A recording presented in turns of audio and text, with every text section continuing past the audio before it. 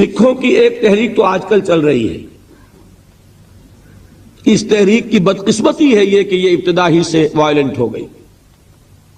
اس کا کتنا بڑا نقصان ہوا ہے اس کا سب کو اندازہ ہے.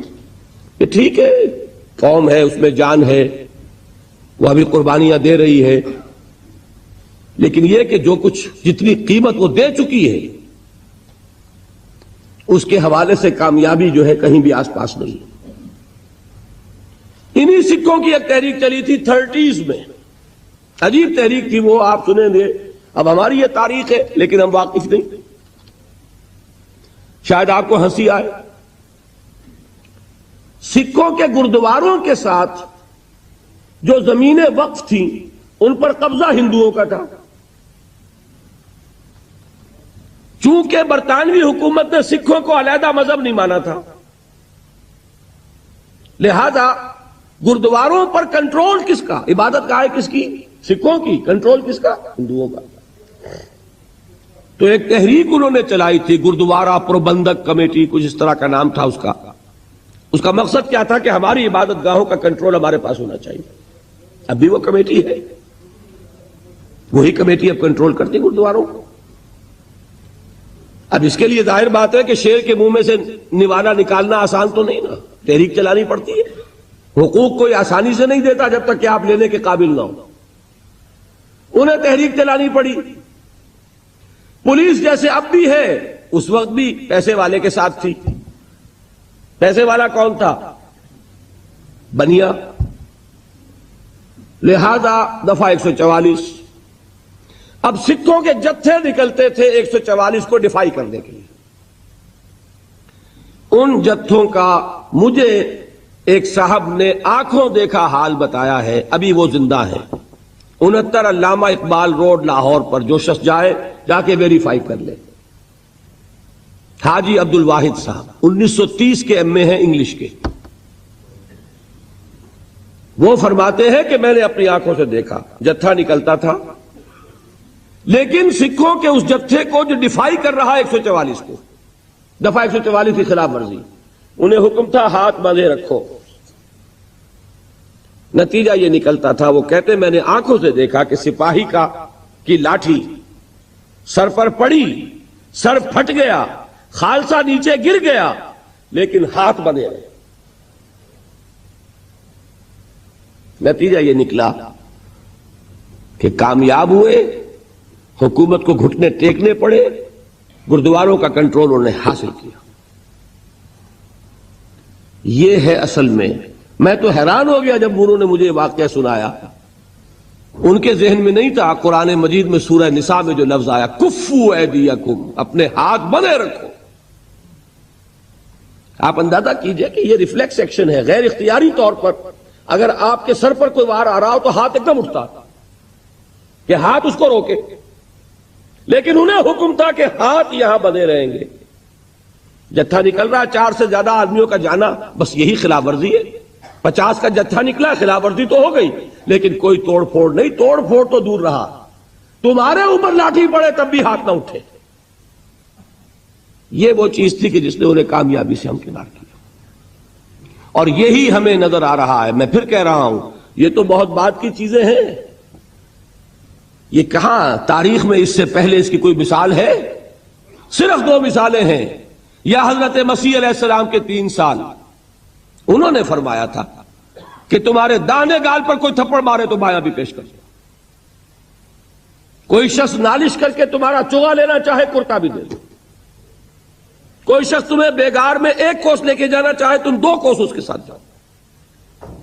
یا تو یہ وہاں ملتا ہے، اور یا پھر یہ 12 برس جو مکی دور کے ہیں یہ محمد الرسول اللہ کا فرمان تھا. اور میں اسی کو لیتا ہوں کہ اسی سے سامنے آتا ہے کہ کتنا زبردست ڈسپلن تھا حضور صلی اللہ علیہ وسلم کی جماعت کا. کوئی خلاف ورزی نہیں ہوئی. حکم نہیں ہے محمد کا. دیکھیے قرآن کی آیت نہیں اتری تھی ابھی، وہ تو سورہ نساء میں اتر رہی ہے. یہ حکم کس کا تھا؟ محمد الرسول اللہ. اس میں رو صبر کرو. اینٹیں پختہ ہو جائیں، اب انہیں جوڑنا ہے، سیمنٹ سبسٹنس چاہیے، وہ قرآن ہے. یہ جوڑے گا تم. چنانچہ یہی بات حضرت شیخ الہند مولانا محمود حسن دیوبندی اسیر مالٹا نے اپنی اسیری سے رہائی پانے کے بعد واپس جب آئے ہیں تو دیوبند میں علماء کے ایک بڑے اجتماع سے خطاب کر کے کہی. مولانا مفتی محمد شفیع رحمت اللہ علیہ وہ خود موجود تھے اس میں، بڑے بڑے علماء، مولانا حسین احمد مدنی رحمت اللہ علیہ، شبیر احمد عثمانی رحمت اللہ علیہ، مولانا اشرف علی تھانوی رحمت اللہ علیہ، مولانا انور شاہ کشمیری رحمت، بڑا مجمع. اور کہا حضرت شیخ الہند نے ہم نے تو اپنی اسیری کے 4 سالوں کے دوران جتنا غور کیا تو ہماری اس وقت کی امت کی زبوں حالی کے 2 سبب سامنے آئے. مولانا مفتی شفیع لکھتے ہیں ان کی کتاب وحدت امت کے نام سے، کہتے ہیں کہ پورا مجمع ہمہ تن گوش ہو گیا کہ یہ شیخ الشیوخ استاد العلماء عمر کے اس آخری درجے میں اس حد پر آ کر اب نیا سبق کون سا سیکھ کر آیا ہے.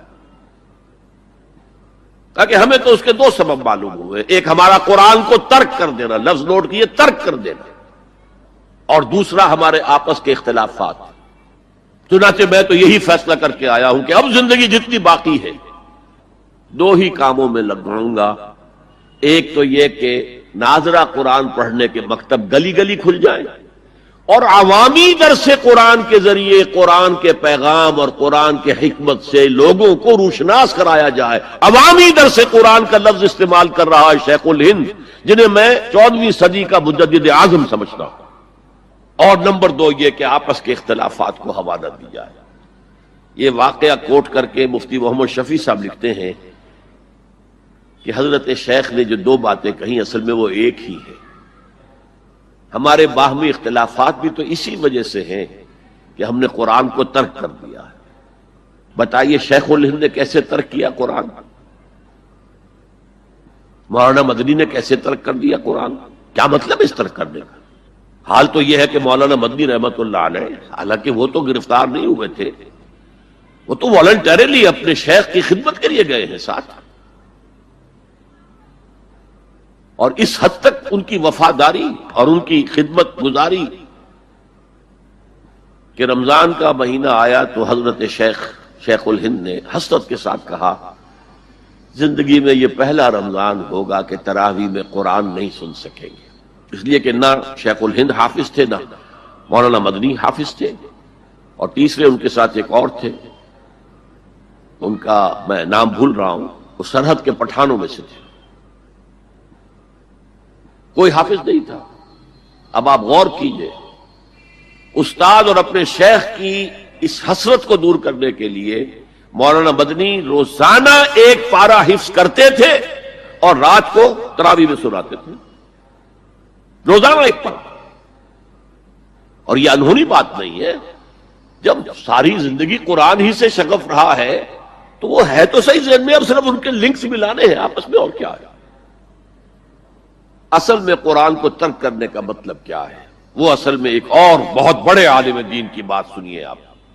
مولانا سید انور شاہ کشمیری رحمت اللہ علیہ، جو دیوبند سے آ کر آپ کے قریب میں ڈابھیل میں انہوں نے مدرسہ قائم کیا تھا، وہ ایک مرتبہ قادیان میں ایک جلسہ علماء کیا کرتے تھے ہر سال رد قادیانیت کے لیے. تو ایک سال اسی طرح وہاں علماء جمع تھے. اب جس نے یہ واقعہ بیان کیا ہے اس کا نام میرے ذہن میں اس وقت نہیں ہے کہ میں صبح مولانا انور شاہ کشمیری رحمت اللہ علیہ کی خدمت میں حاضر ہوا تو دیکھا کہ غم کی تصویر بنے بیٹھے ہیں، بہت اداس، غمگین. میں نے پوچھا حضرت کیا معاملہ ہے، کوئی خاص سبب ہے؟ فرمایا بھائی کیا سبب ہے، یہ سوچ رہا ہوں کہ اپنی زندگی عمر ضائع کر دی. میں نے کہا حضرت آپ نے زندگی ضائع کر دی، عمر ضائع کر دی؟ آپ نے علم، بیہقی وقت کہلاتے ہیں انور شاہ کشمیری، جیسے امام بیہقی تھے، محدث اور فقیہ دونوں اعتبارات سے بلند. تو آپ نے پڑھنے پڑھانے میں، سیکھنے سکھانے میں ساری عمر گزار دی، تو آپ کی زندگی ضائع کیسے؟ کہنے لگے ہم نے سارا زور اسی پر رکھا کہ ثابت کر دیں کہ شافعی کی رائے صحیح نہیں ہے، ہماری رائے صحیح ہے.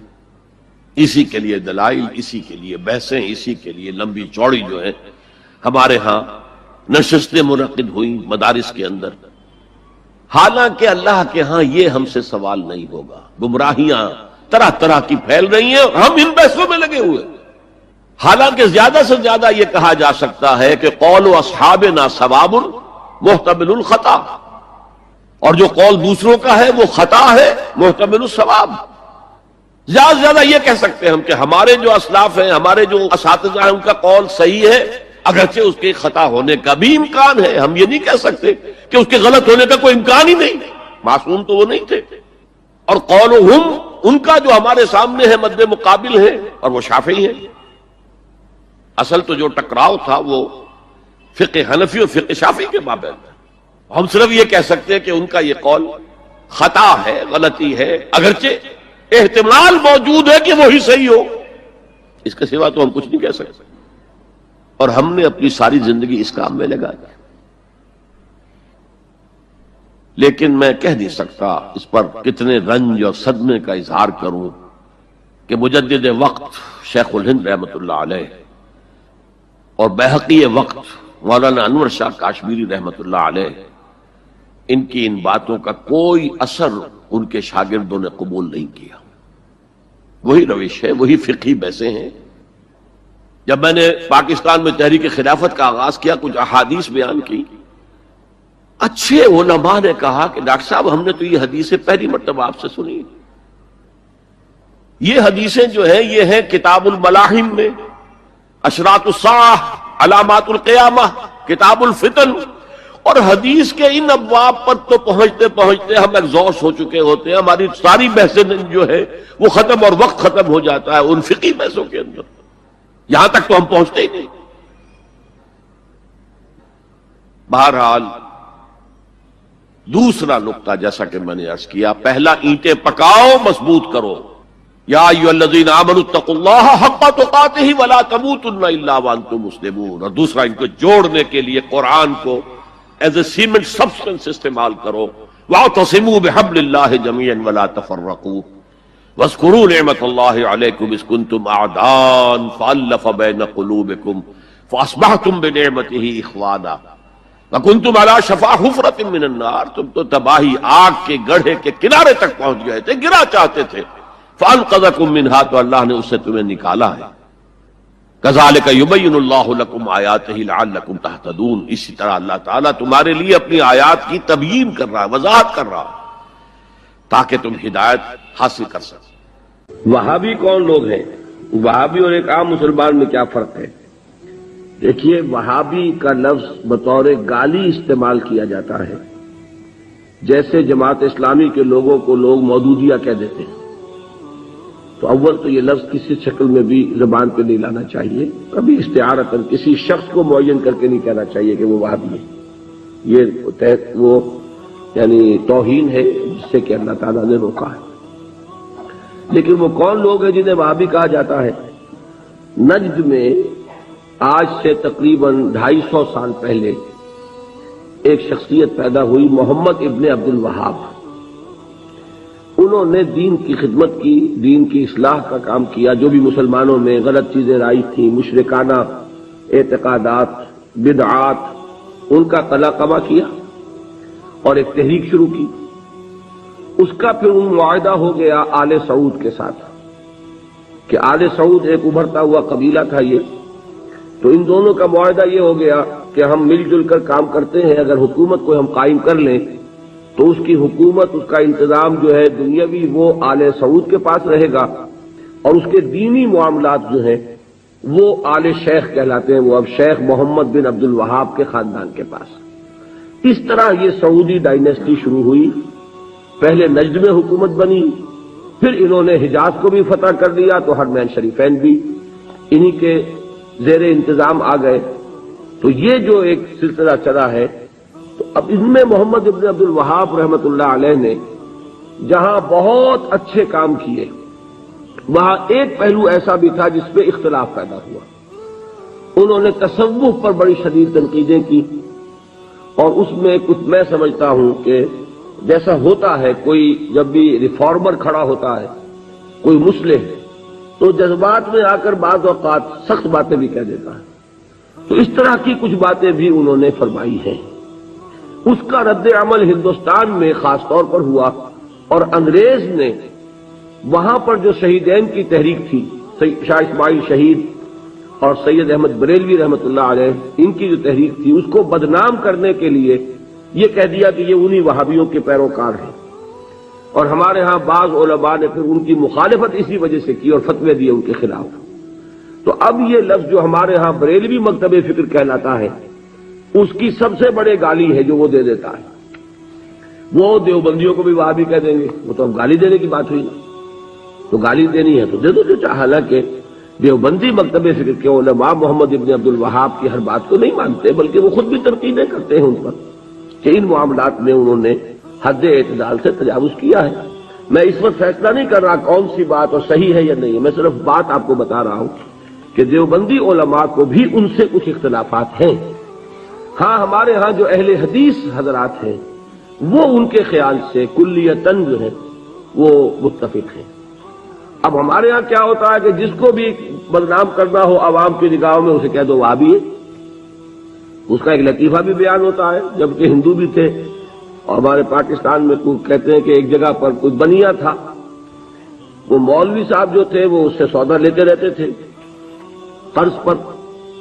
ایک موقع پہ آ کے بنیے نے کہہ دیا کہ مولوی صاحب اب آپ کو میں سودا مزید نہیں دوں گا، پہلا حساب چکا دیجیے.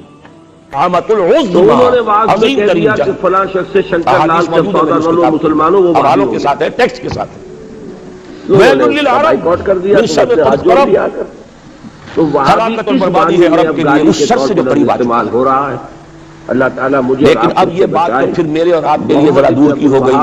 تیسری کڑوی بات اب کام اچھے کیے. ابھی تو عربوں کی بات، عرب میں بھی بہت شرک ہو رہا تھا. 120 کروڑ میں نے آپ کو بتایا تھا کہ مسلمان دنیا جو میں یمن سے حاجی آتے تھے ان میں 20 طائف سے گزرتے ہوئے حضرت عبداللہ ابن عباس کی قبر چونکہ طائف میں ہے، پہلے اس کا طواف کرتے تھے، باقی پھر ایک جاتے عرب خانہ کعبہ کی طرف. 100 کروڑ. تو انہوں نے ان تمام چیزوں کو ختم کیا ہے.